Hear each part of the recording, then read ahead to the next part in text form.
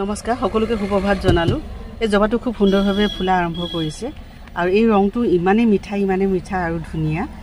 এইখিনি সময়তে জবা যদি লয় খুব হেল্ডি প্লান্ট পাব। আমাৰ ঘৰলৈ আহিব আৰু ৰিজনেবল প্ৰাইচত আপোনালোকে সকলোৱে পাই যাব জবা।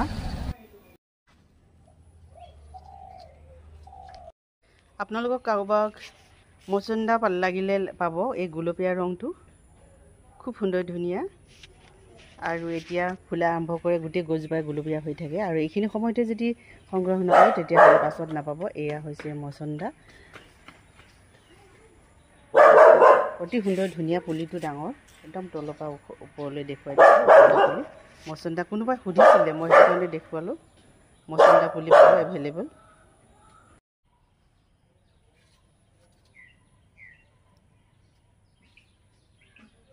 এয়া হৈছে এগ্লনিমা।